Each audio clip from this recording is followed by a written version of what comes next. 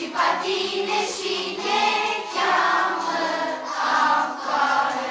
Uite, mii de stele sclipesc în cer, uite, flori de gheață la geamul meu multe, sări zboară în seară și clopoței sună. E sărbătoare mare, iarna a venit, o minune iarna de-a fi. Povestea de neam, fugite ca chitrea, zboară ca într-un vecolin. Iarna a venit, o minune iarna de-a fi. La mulți ani vreau să-ți spun, anul nou va fi bun, daruri multe să ai de Crăciun.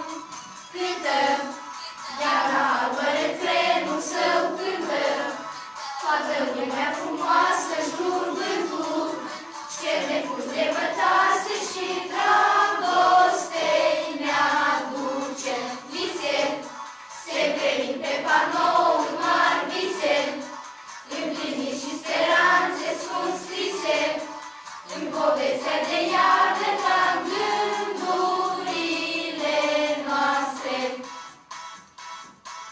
E sărbătoare mare, iarna a venit, o minune iarna de-a fi.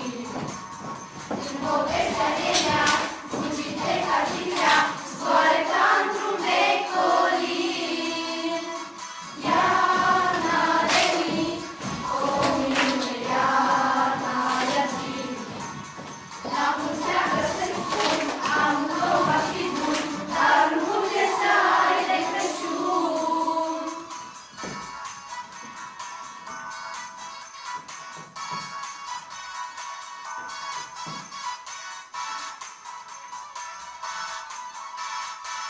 E sărbătoare mare, iar